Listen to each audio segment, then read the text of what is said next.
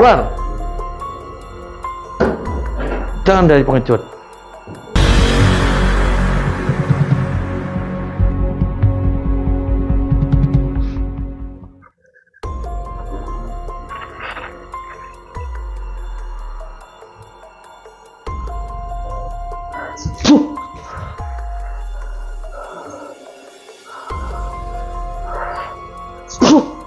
Aksi Kang Ujang ini adalah melanjutkan misi untuk menghentikan sepak terjang Abah Tarsa, seorang dukun cabul penyuka sesama jenis.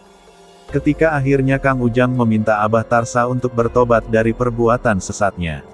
Abah Tarsa sangat marah dengan permintaan Kang Ujang itu. Abah Tarsa kemudian meminta Kang Ujang untuk pergi dari rumahnya, dan tidak ikut campur dengan urusan yang dia lakukan. Tetapi Kang Ujang tidak mau menuruti kehendak dukun Tarsa itu.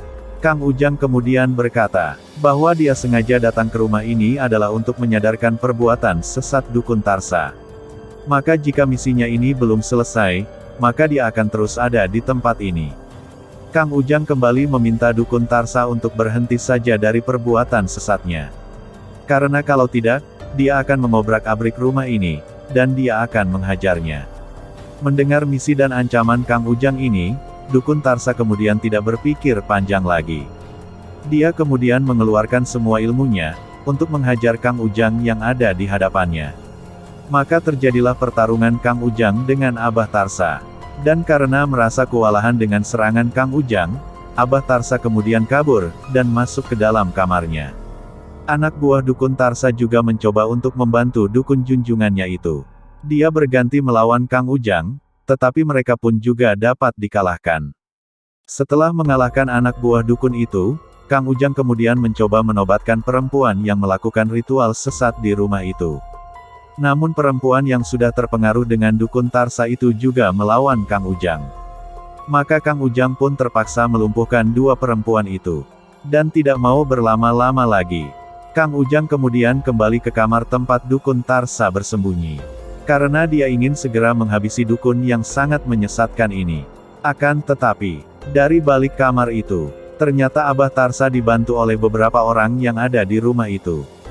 Orang tersebut menyerang dari beberapa penjuru, sehingga Kang Ujang pun harus menyelesaikan para anak buah dukun Tarsa itu satu persatu.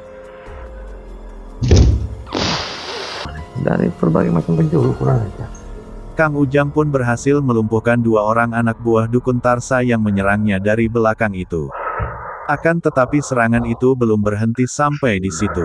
Ternyata ada serangan lain yang dia rasakan dari rumah itu. Maka dia kemudian menuju sumber dari serangan itu.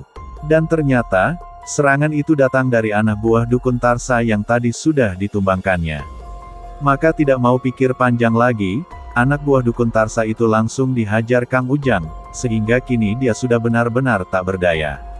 Dan kini tinggal dukun Tarsa yang masih berusaha menyerang dari dalam kamarnya.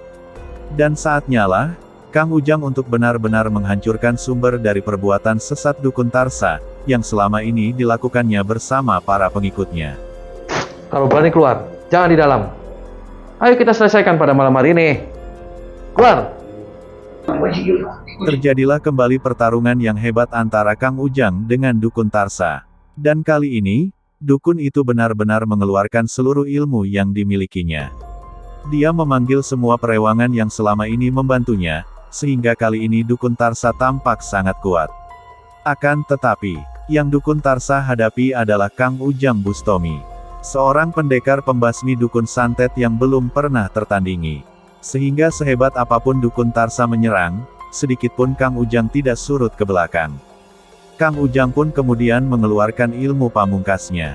Dan sekali ilmu pamungkas itu menghantam, tubuh dukun Tarsa kembali tumbang.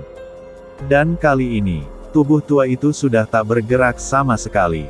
Maka habislah riwayat dari dukun Tarsa. Seorang dukun tua yang telah menyesatkan banyak manusia. Semoga murka Allah terhadap kaum Nabi Lut, tidak diberikan kepada kita. Karena perbuatan dari orang-orang menyimpang seperti itulah dari dukun Tarsa. Maka setelah selesai riwayat dari dukun Tarsa, Kang Ujang kemudian mencoba untuk menyembuhkan dan menobatkan dua orang lelaki yang terpengaruh dengan dukun Tarsa itu. Dan setelah itu, Kang Ujang berganti menyadarkan dua perempuan muda. yang terbuai dengan iming-iming indah dari dukun Tarsa. Kang Ujang kemudian berkata kepada mereka, agar tidak lagi terpengaruh dan godaan nafsu setan, seperti halnya yang telah dukun Tarsa ajarkan.